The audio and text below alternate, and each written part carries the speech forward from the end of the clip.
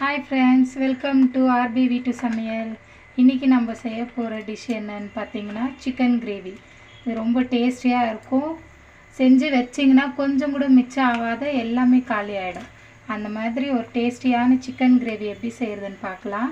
அதுக்கு நம்ம இப்போ ஃபஸ்ட்டு ஒரு கடாயை வச்சு அதில் கொஞ்சம் எண்ணெய் ஊற்றிக்கலாம்.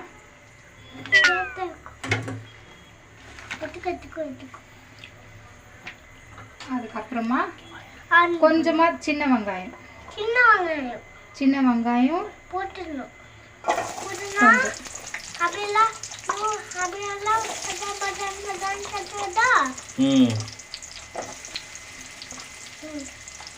இந்த சின்ன வெங்காயம் ஏன் போடுறோம்னு சொன்னா போட்டீங்க.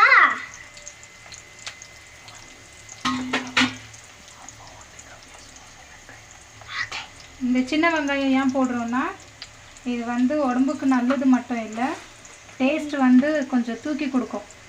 பெரிய வெங்காயத்தை விட சின்ன வெங்காயம் சேர்த்தோம்னா டேஸ்ட் ரொம்ப நல்லா இருக்கும். அதனால தான் சின்ன வெங்காயம். அதுக்கப்புறமா கொஞ்சமாக சோம்பு, ஒரு ஸ்பூன் அளவுக்கு சோம்பு.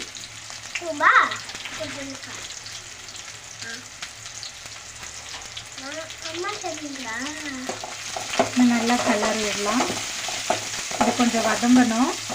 ரொம்ப கோல்டன் ப்ரௌன் ஆகணுன்னுட்டு நல்லா இல்லை, கொஞ்சம் மீடியமாக வதங்கினாவே போதும். ஏன்னா இதை வதக்கி ஆற வச்சு அரைச்சி நம்ம மறுபடியும் சிக்கனில் சேர்க்க போகிறோம் இல்லையா, அப்போவும் கொதிக்கும் மசாலா நல்லா. அதனால் கொஞ்சம் வதங்கினாவே போதும்.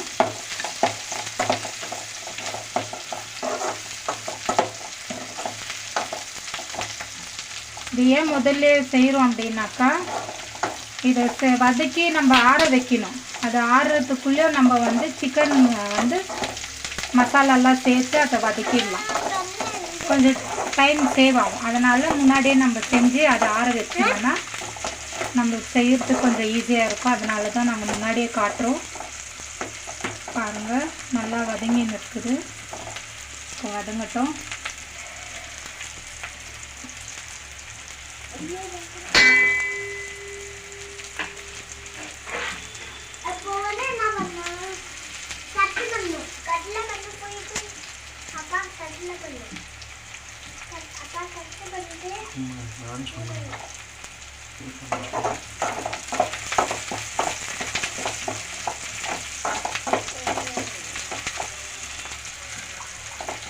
இந்த அளவுக்கு வதங்கினாலே போதும். அந்த கண்ணாடி பதம்ன்றாங்க இல்லைங்களா, அந்த அளவுக்கு வந்தாலே போதும். இப்போ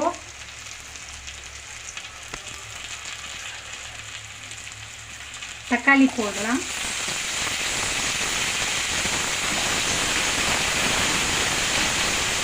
நீங்கள் எவ்வளோ கேஜி சிக்கன் எடுக்கிறீங்களோ, எவ்வளோ செய்கிறீங்கன்றதை பொறுத்து நீங்கள் அந்த தக்காளி, வெங்காயம், இந்த மசாலாலாம் கூட்டி சேர்த்துக்கோங்க.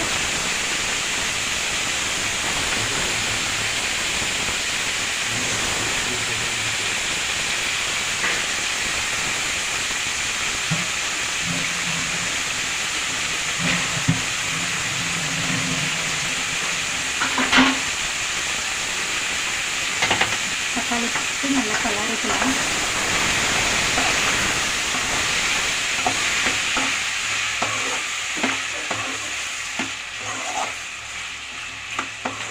கொஞ்சம் நல்லா வதங்கட்டும்.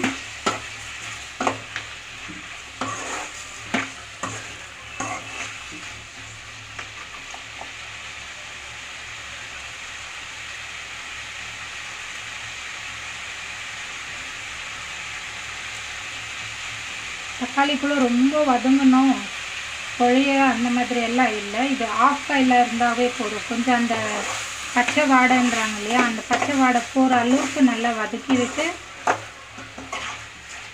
அதுக்கப்புறமா நம்ம அரைக்கணும்.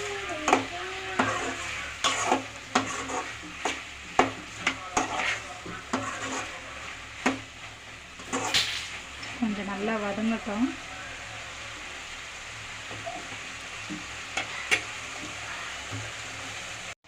நல்லா வதங்கின்னு இருக்குது. இப்போ வந்து ஒரு ஸ்பூன்னு கசகசா,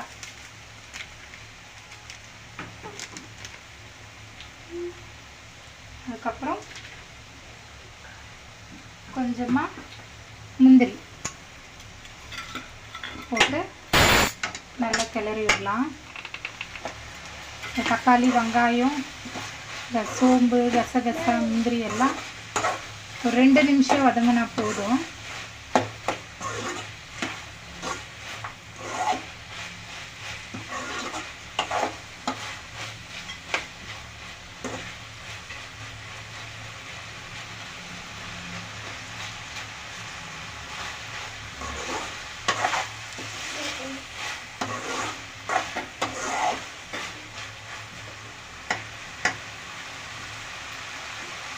பாருங்க தக்காளியும் ரொம்ப இதாகல பாருங்க, அப்படியே இருக்குது. இது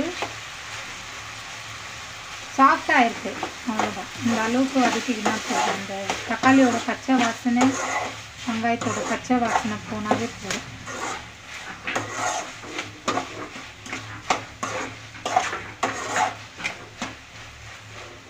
அவ்வளோதான், இது நல்லா வதங்கிச்சு. இப்போ இதை எடுத்து ஆற வச்சுக்கிது.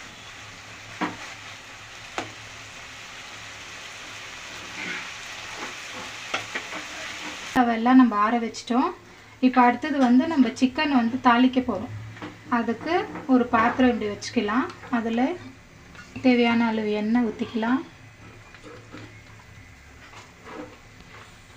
எண்ணெய் நல்லா சூடானட்டும்.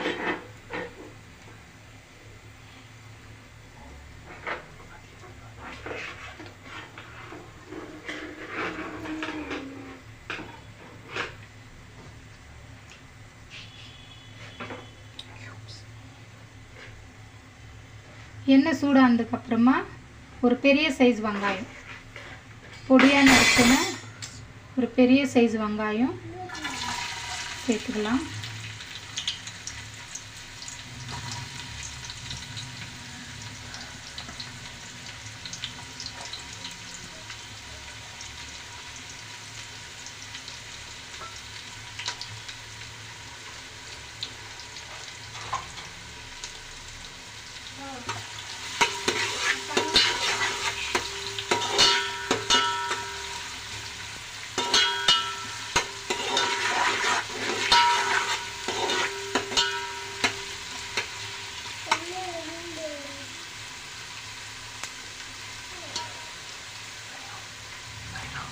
இந்த வெங்காயம் நல்லா கோல்டன் ப்ரௌனாக ஆகணும், நல்லா வதங்கணும் இந்த வெங்காயம்.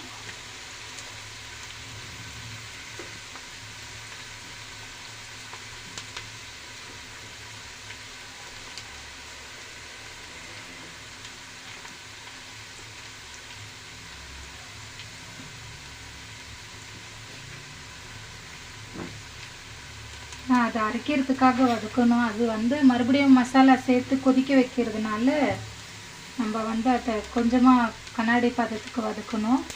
இந்த வெங்காயம் இப்போ எண்ணெயில் சேர்த்துருக்குறது நல்லா கோல்டன் ப்ரௌன் ஆனாதான்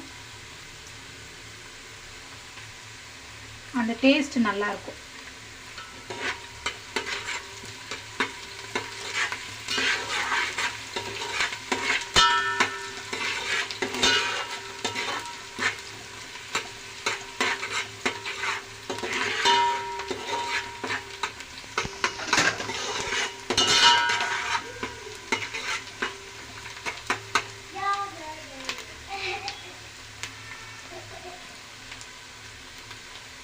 நல்லா வதங்கட்டும்.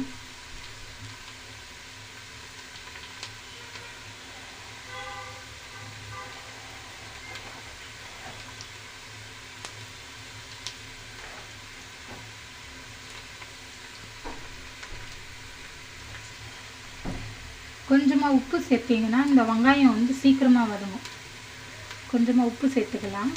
இந்த வெங்காயம் சீக்கிரமாக வதங்கும். நல்லா கிளறி விடுங்க.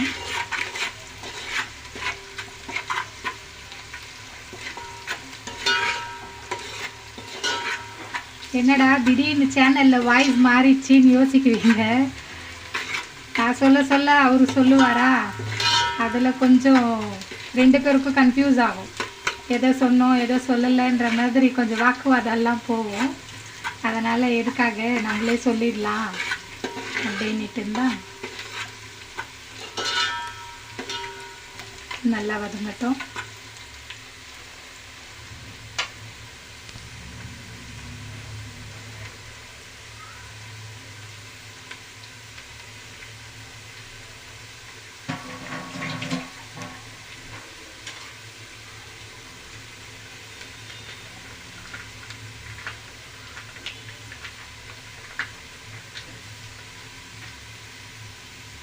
இப்போ இஞ்சி பூண்டு பேஸ்ட்டு சேர்க்கலாம்.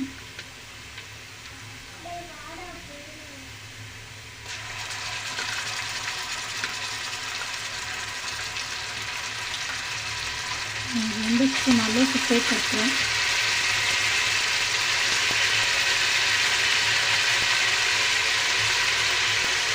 இஞ்சி பூண்டு பேஸ்ட் சேர்த்து நல்லா கலரணும்.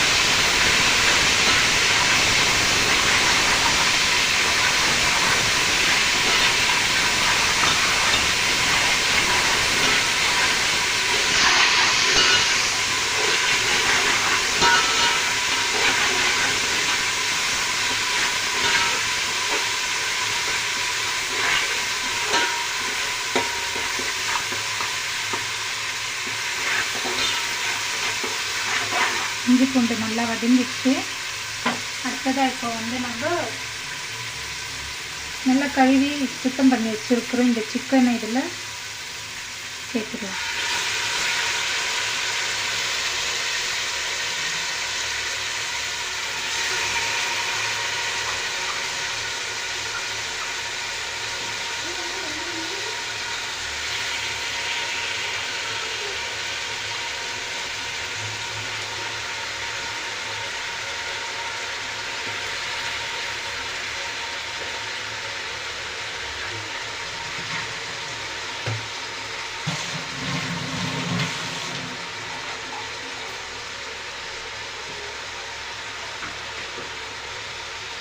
இந்த சிக்கனை நல்லா கிளறி விடலாம்.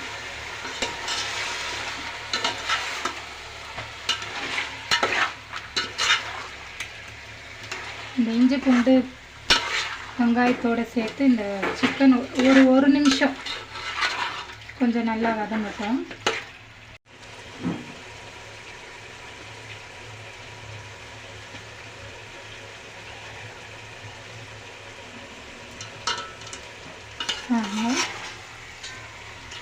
சும்மா ஒரு நிமிஷம் போதும். இப்போ இதில் நம்ம மசாலாலாம் சேர்த்துக்கலாம்.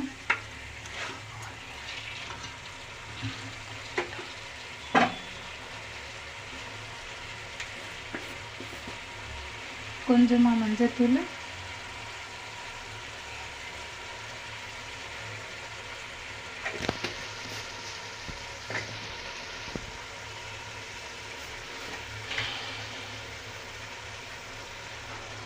தனியாத்தூள் ஒரு 2 ஸ்பூன் தனியாத்தூள்,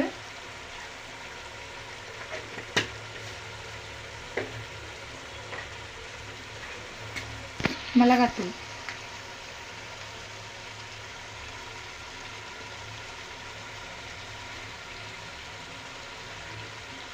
மிளகாத்தூள் ஒரு 1.5 டீஸ்பூனு, கரம் மசாலா,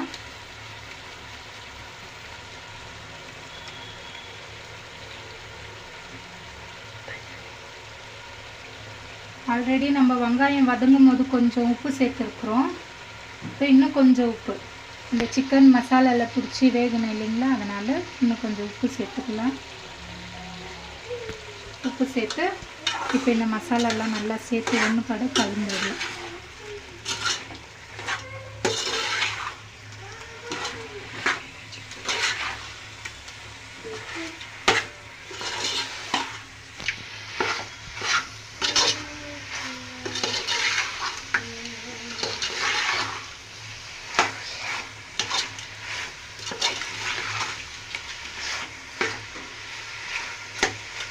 இதிலே சிக்கன் நல்லா வதங்கட்டும். தண்ணி எதுவும் சேர்க்க வேணாம், இந்த சிக்கன்லேயே தண்ணி விடும். நம்ம உப்பு மசாலாலாம் சேர்த்துருக்குறோம் இல்லையா, இதிலே தண்ணி விடும். அதனால் கொஞ்சம் நேரம் கலரி விடலாம்.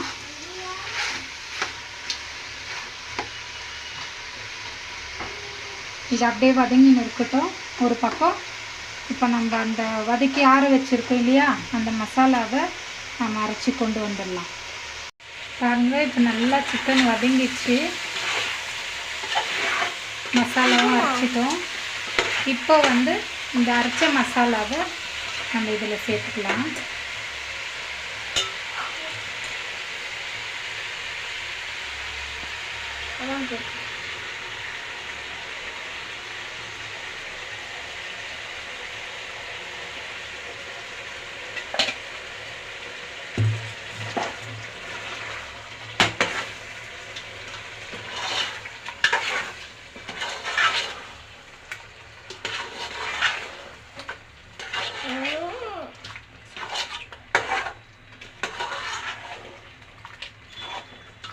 ஜாரில் கொஞ்சம் மசாலா இருக்கும் இல்லையா, அதில் கொஞ்சம் தண்ணி ஊற்றி அரிசி ஊற்றிக்கலாம்.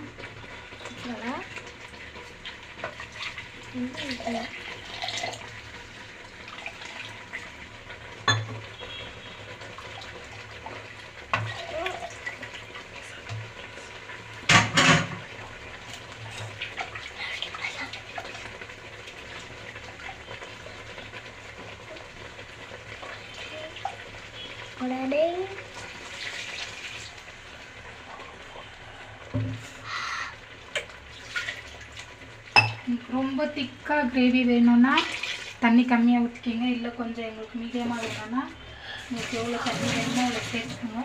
ரொம்ப தண்ணியாக இருந்தால் அவ்வளோ நல்லா இருக்காது. கொஞ்சம் நல்லா இந்த கிரேவி பதம் இருந்துச்சுன்னா தான் நல்லாயிருக்கும். தண்ணி ரொம்ப ஊற்றிட்டோம்னா அந்த குழம்போட டேஸ்ட் கம்மியாயிடும். இந்த ஸ்டேஜில் நம்ம வந்து உப்பு பார்த்துக்கணும். உப்பு கம்மியாக இருந்துச்சுன்னா கொஞ்சம் உப்பு சேர்த்துக்கணும்.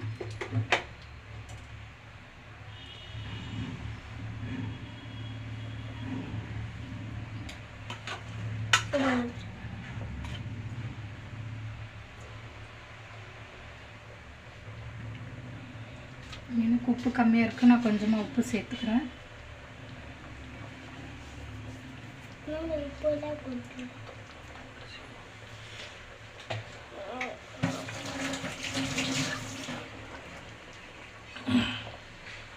கலரி வச்சுட்டு ஒரு 5 நிமிஷம் கொதிச்சா போதும், இந்த கிரேவி ரெடி ஆகிடும். ஸோ இது மூடி போட்டு ஒரு 5 நிமிஷம் கொதிக்க விடலாம்.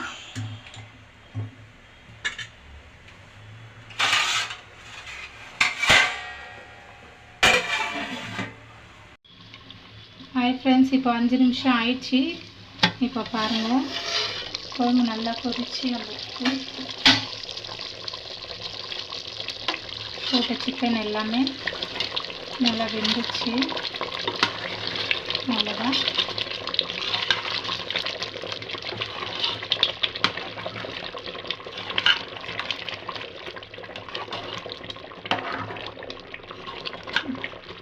அவ்வளோதான், சிக்கன் கிரேவி ரெடி ஆயிடுச்சு. இதை வந்து ஒயிட் ரைஸ் கூட சாப்பிட்லாம், சப்பாத்தி கூட சாப்பிட்லாம், தோசை, இட்லி, கீ ரைஸு இதுக்கெல்லாம் கூட சாப்பிட்டிங்கன்னா நல்ல காம்பினேஷனாக இருக்கும். அவ்வளோதான், இதை நம்ம ஆஃப் பண்ணிடலாம். லாஸ்ட்டாக கொஞ்சமாக கொத்தமல்லி.